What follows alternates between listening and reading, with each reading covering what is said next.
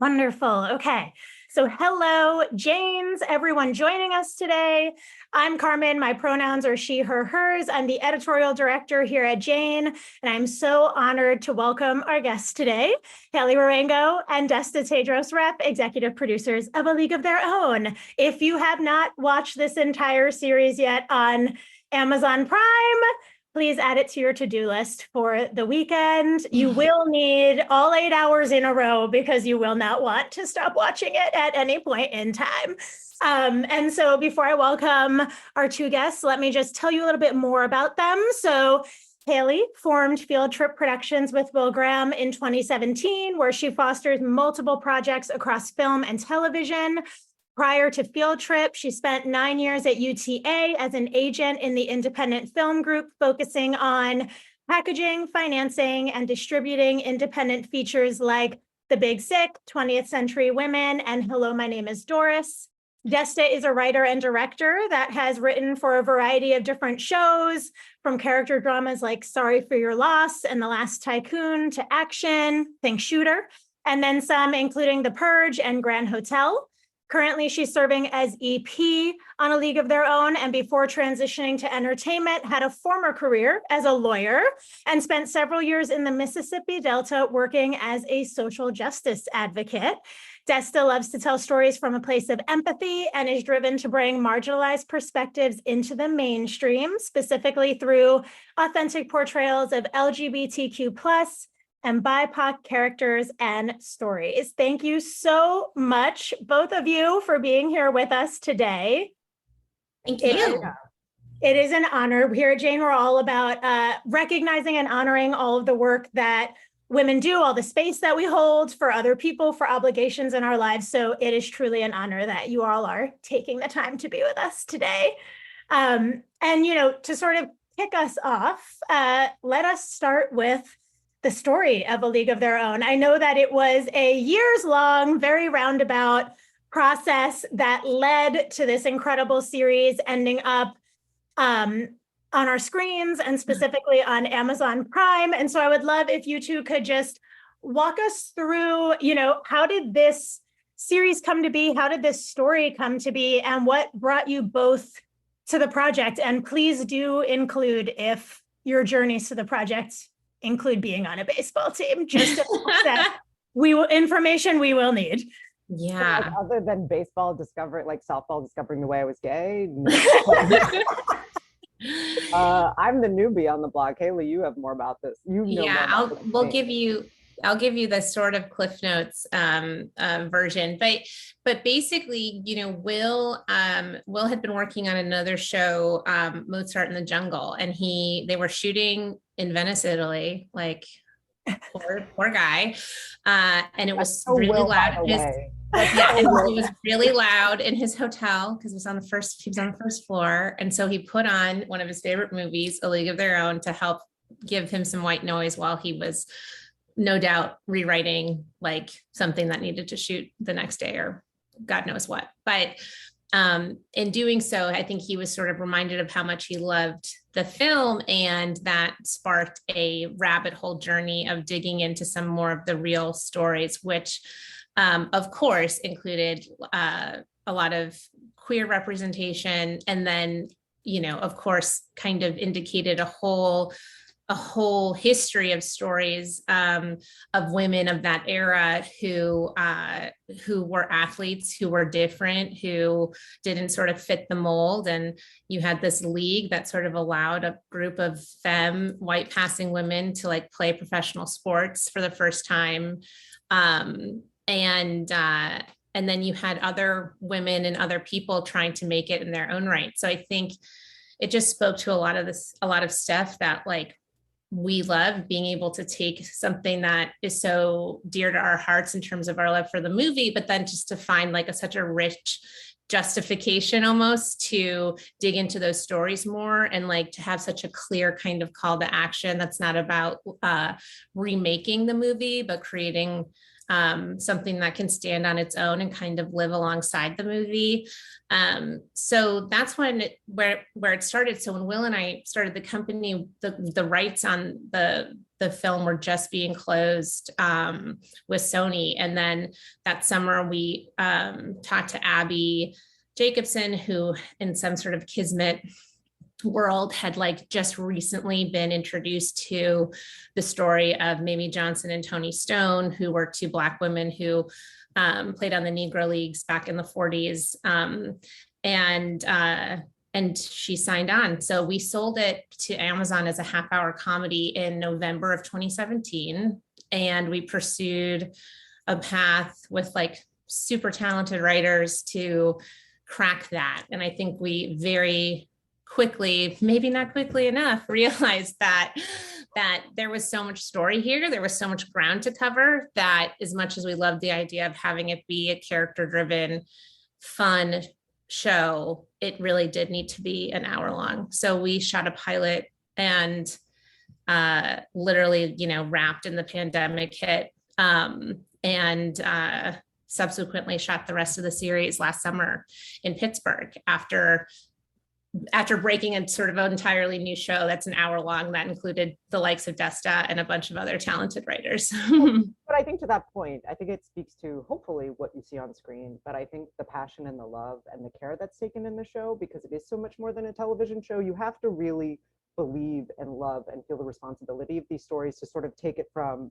the idea in 2016, 2017, going a full like Room as a half-hour comedy where you're sort of told it doesn't work, going back to the well, creating a 1-hour pilot, going through the pilot process pre-pandemic, sticking through it all the way like through COVID, to a Room where when I jumped in, it was after the pilot. It was in the room, but like to like, we were all planning to shoot in Los Angeles and like having to ship it like last minute to be like, nope, Pittsburgh. That's like, all the sort of twists and turns in the journey that like went into making the show, and everybody, I mean the actors, like everybody stayed invested and into it along the way, because I think it is such an important story to tell, and we felt a larger responsibility around that. Yeah, definitely. And something that obviously like this film pays homage to, there's still so much symmetry with the movie, right? There's still no crying in baseball. There's sort of these overlapping moments that pay homage to the 92 film. But obviously, like you said, this is a much more expanded story. It includes so many other like contextual things about the larger culture at the time and what all different kinds of women were experiencing at the time, especially multiply marginalized women. And so I'm curious, going into this, Desta as a writer and Hailey also as a producer, what were some of those things that you wanted to carry through that you knew were significant, that were sort of still resonating from that film? And what were some of those changes you were most excited to make, and why, almost like, why did it make sense to expand A League of Their Own to tell these stories instead of maybe starting from scratch and telling a whole different kind of story? I can jump in. Yeah. That. I mean, I would say to the winks and nods to like the movie and how we reimagine them, I think that's like sort of to the fabric of the show, right? We all love the movie. Like it was foundational in my childhood. I still love it. I have kids. I've shown them the movie. They love it. And I think we wanted to honor that, right? We wanted to show how much we all love the film, because we do, but also this isn't a reboot. It's sort of a reimagining. Will always say like the show is like a cousin of the original movie. So that's how we sort of, I think it was very intentional. We wanted to show our love for the film in sort of these winks and nods, but transform them in our own way. Like my favorite, I mean, you see it in the trailer, is when Max does the Dottie catch, where like they throw the ball and she barehandedly catches that. Like taking those moments and putting them into our show was really exciting and really important in sort of a way that we show that we like honor the movie. And I think to why using this piece of IP, I mean, Hailey, I think you guys can talk to it more in conception, but to me coming on into it, it was so exciting. Like I was a lawyer, I was an advocate. You have such a captive, well, number one, these are the stories. They're like, why do you want to add to, everybody's like, why did you take A League of Their Own and make it Black and gay? And I'm like, it was, it was. Like you have to go like 1 inch below the surface. I get it. But for me, what's exciting about this as an advocate is you have a captive audience. people love the movie. People are primed to love the movie. People are primed to, like, I think so often with shows or with any type of content, you're like begging people to pay attention. And you don't have to do this with this sort of this large, the name recognition of this IP. You already have people coming in, and you have an inbuilt audience that is excited to sort of step into these stories. And that you can, because we are 30 years later from the movie, right? There is more of an appetite and excitement and understanding to tell more inclusive stories. I know, Hailey. Yeah, no, I mean, I think that's like perfectly said. I think as Desta was saying, like, we love the movie. We also appreciate how powerful the movie was and is in our own lives, culturally. And I think, you know, in addition to being sort of a cousin of the movie, we've talked a lot about it being sort of a kind of spiritual, you know, remake of the film, in that we want there to be the same level of fun and like unpretension, you know, wanting to be able to introduce different characters and themes, but without feeling self-important or like losing the kind of the fun and kick of the original. I mean, I think there were lots of early day conversations about like what would we want to keep or lose on the original. You know, do we want there to be sisters at the center of it? Do we want that? You know, we considered a lot of different things, and I think ultimately the more we realized that we could really free ourselves, and that it just freeing ourselves allowed us to make all of those choices and references so much more thoughtfully than we would be able to if we were trying to sort of carry a bigger load in terms of, you know, hanging on to character dynamics or plot points from the original film. But even makes me think like the no crying in baseball line, like when that came up, and friends was like text me, it was like, it wasn't even that big of a thought process. It just really made sense at that moment where like Carson is coaching and stuff like that, for it to come out. I think you're right in freeing yourself of like, what do we have to like keep toss give away from the movie? You can just let those pieces sort of naturally, or when we did that Max hand grab, it just naturally came up, like it fit within the stories that we were telling. Did you just accidentally say peaches? Oh, did I? Sorry. Peaches on the brain. So always. Well, and you know, Hailey, you had referenced a little bit, like, I know that there was sort of a painstaking and extensive research process that also went into, like you pointed out, Desta, not necessarily telling a different story, but restoring the actual historical accuracy to the story that was being told the whole time by including this new cast of characters from such a diverse array of like backgrounds and experiences.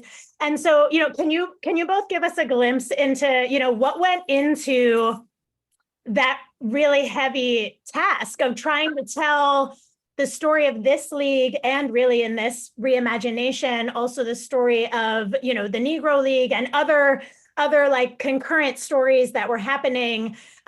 What went into that? Like, what went into the work of trying to do that right and trying to do justice to the real story? Well, from the very beginning, even from like a pre-writing stage, we had dedicated research personnel, dedicated custodians of this research. So when we started the process, it was this woman, Liz Coe, who's wonderful, who really helped us like dig into the broad strokes of the history of the league, what was going on at the time, what did queer life look like at the time, the Negro Leagues, and also helped us establish some pretty crucial relationships that were going to allow us to go straight to the source in terms of people who were involved in or in the league that are still with us or who had family members, and so on and so forth, which I think was just proved to be like so critical. And then as we developed the show into an hour long, Natalie So came on to head up our research, and she's wonderful and has such a knack for both digging up answers to very specific, like idiosyncratic questions, and also just having an eye for story and what is dramatically compelling. And it was just really great to be able to use that wealth of knowledge to inform to inform our characters and our choices. Well, and even past that, I think we did all sort of that sort of research. There was a lot of, like you were saying, the relationships and interviews we did with, like, I mean, Maybelle Blair, who's amazing and played in the league, but also Cat Williams, who's like a league historian. We talked to the president of the Negro Leagues Museum. We even had like I think one thing I'm really proud of is that email from the we spoke to people who lived in Black Rockford at the time, and they actually emailed us and told us that they really like approved of the show. So that was like really meaningful. Huge. And we were just like, okay, we don't need anything else. We're done. Yeah, we passed the test. Yeah. I think even past that, I think there was the historical research we did, but also, I mean, I guess, fortunate or unfortunate truth is, I think why these issues resonate so much is they are both timely and timeless. Like, I'm a queer Black woman. I still have some of those experiences and those feelings still happen to me on the daily. And I think the show is so rooted in authenticity and truth, both truth of the history and truth of like our own experiences. Like, that was something that everybody was really great in bringing to, as a culture of listening. So we tried to orient everything in some sort of truth, whether it's research, whether it's our own, like my own daily experience, Abby's, Will's, writers, whoever's, actors, characters. And I think that spoke to so much of the care. And I think why it resonated so much with people is just really using that authenticity as a North Star. Definitely. And I mean, I think something that made it so powerful too is the way that the history is sort of confronted in the series, and accountability is, discussed, and characters are sort of forced to reflect on the ways that they've participated, in these different systems of discrimination and oppression. And so it makes us, as viewers, have these sort of conversations with ourselves. I'm thinking, that moment where Max confronts Carson about how, oh, you want to be my friend, but you didn't do anything for me when I was kicked out of tryouts for being Black. Or, that conversation with Lupe where she's like, of course you didn't think about the fact that, Carson is coach. You don't have to think about what goes into decisions like that. And so these were moments that really, made me pause and reflect. And I thought it was so powerful that it was loving and graceful, the way that the show really weaved in this idea that the past is also still alive, right? We are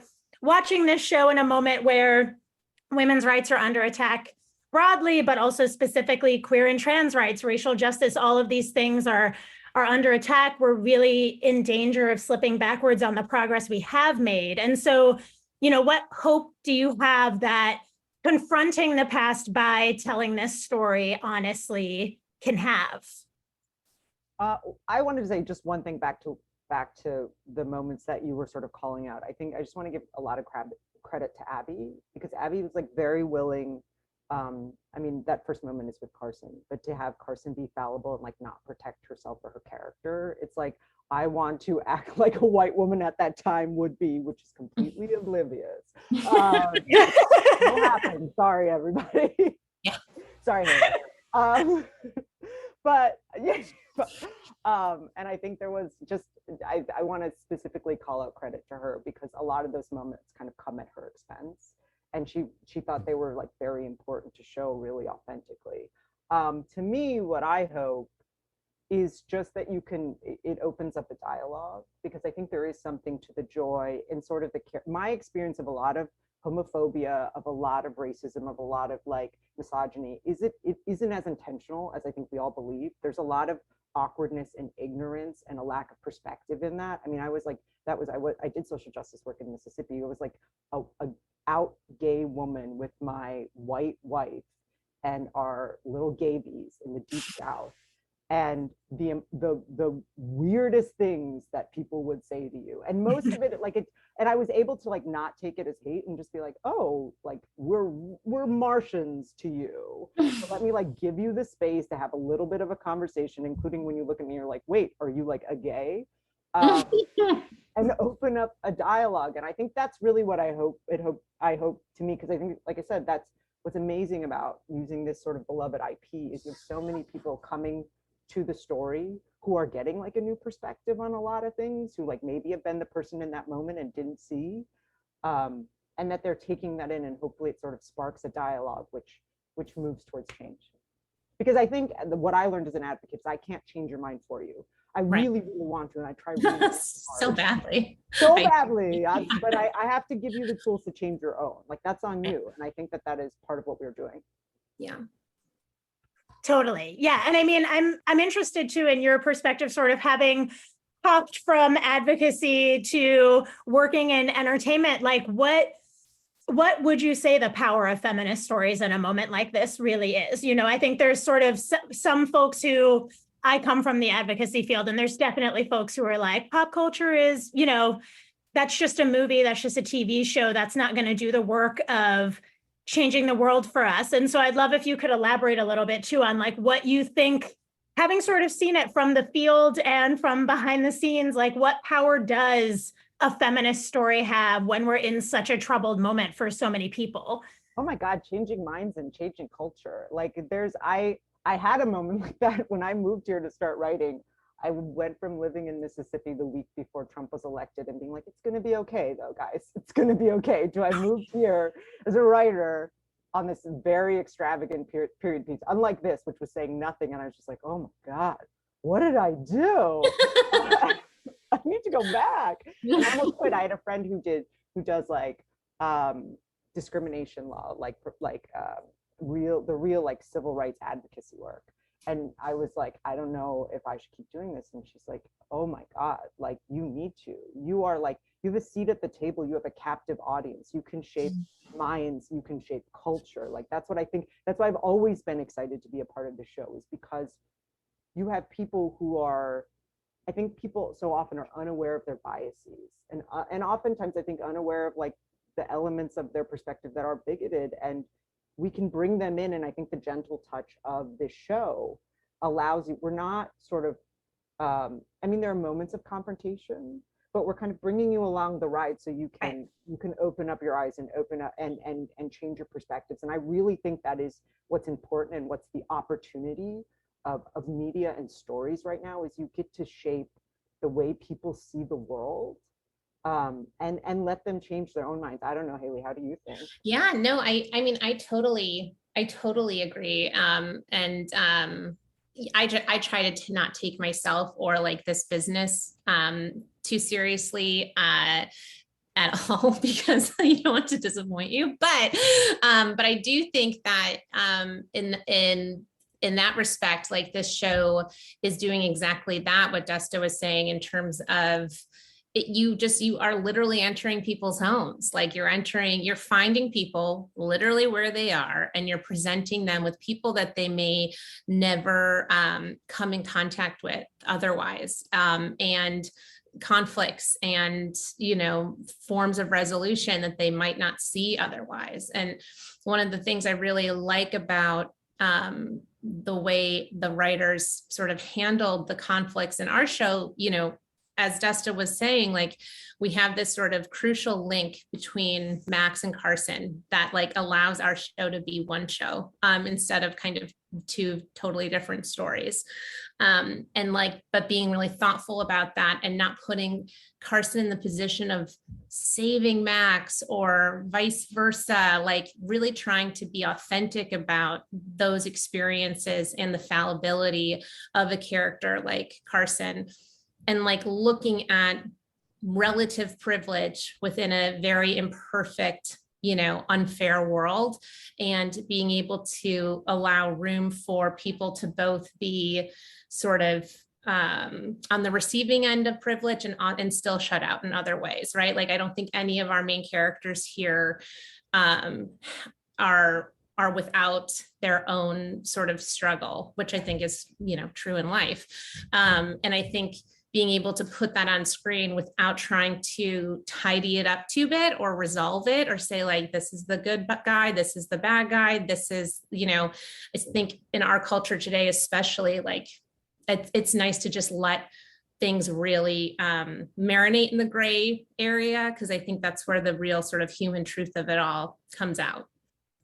And I just wanted to say back to your original question, I think like the power of feminist stories, I think is so important and can be shaped and exist in all sorts of different ways. Like to me, this isn't a feminist story, it's more like race, but like one of the scenes I'm the most proud of writing outside of the ones I wrote on this show is I did a season on Shooter, which is like when they were like, the showrunner wants to meet with you. I'm like, really?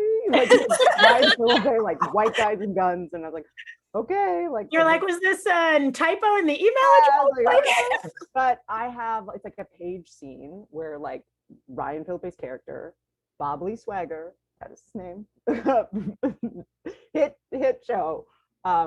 They talk about the Confederate flag, like they're passing by a Confederate flag, and it's like it's watered down, but he's like questioning it, right? He's like, sometimes you think you're fighting for one thing and you're actually fighting for another.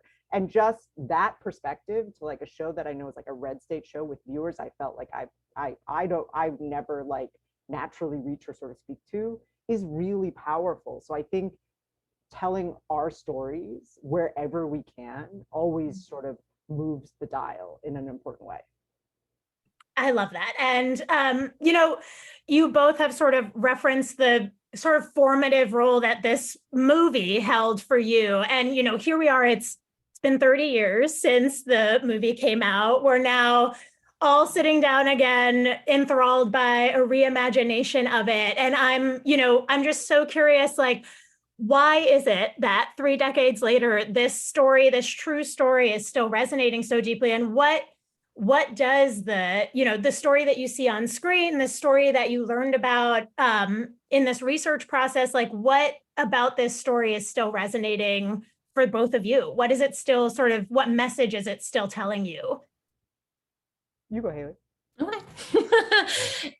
I think it's two things. I think with these real stories and like the women behind the stories we're putting forward in the show, and that Penny put forward in the movie, like they're women who are sort of like breaking barriers and doing their own thing and going their own way. And I don't think they even realize in the moment, like the magnitude of what they're doing, because they just want to play baseball, like they just want to do something that seems to be like so simple, but in the context of their time, it's really like quite radical. And I think it just wasn't that long ago that any of this went down, and it seems like a million years in some respects. And then at the same time, like look at the state of sort of women's professional sports today, just as a for instance, in terms of like the pay inequality there, and it's just it's all very quite alive. So I think that has been an enduring thing. I also think just going to the movie and how the movie has sort of endured is like, the movie is so fun. And it just is also such a wonderful reminder of how audiences are really the missing piece that ultimately create a piece of art. Because, talking to Penny Marshall before she passed, just tiptoeing around the idea of like the queer stories she may have been alluding to with certain characters. And she was pretty adamant that she didn't know what we were talking about, but the way in which that movie has become queer canon, and not for just like camp or anything like that, like it's really been so meaningful to people. It has rendered the film something completely different, and in doing so kind of revealed a greater truth, like to that of the actual league that like was not at all intentional. So I think that is just there's something there. There's just some kind of, I think, like magic there that we have the privilege of being able to play into. That's such a good point. I think the reason the movie resonates, I hope it's the reason the show resonates, and I hope we continue to be able to tell stories like this, because the movie is all about like sort of chasing your dream and finding your team, sort of kind of being on the field despite the fact that the world doesn't want you to. Yeah. And I think and going for it despite the hardships and celebrating like what you achieve. And I think everybody feels that way in some way, shape, or form. And I think that is the spirit of the film. And I think what we tried to capture in the spirit of the show is just sort of celebrating that energy. Like, that whatever, this quote always has to come up. It's like the hard is what makes it great. So you both see the hard, but we get to live in the great. Yeah. Right? Yeah, I think, just to go back to the question again, it's like, these women were like these trailblazers and badasses and stuff, but it was all in the pursuit of joy. Like it was in the pursuit of fun, you know. It also happened to be tied to like their identities and the way they wanted to live their lives. But I just think there's something so enduring about like just a human pursuit of like true happiness, and that can take many forms, and it doesn't have to be like a sort of grand gesture in order to have like a lot of meaning or take a lot of grit. I love it. Thank you both so much for being here with us today. I'm like, I have a million more questions. As soon as there are spoilers for season 2, please let me know. And just thank you both so much for bringing this story to us, to doing such an incredible job in reimagining this story, to joining us today. Thank you, thank you, thank you both so much for your time, for the work you're doing. Seriously, just like filled with gratitude for all of it. Thank you for the wonderful questions, and thanks for giving us an audience. It's so great to be able to talk about the show in this sort of format. Yeah, thanks for having us. Thank you so much. Bye. Bye, everybody. Have a good day. Take care. Bye, all. All right. And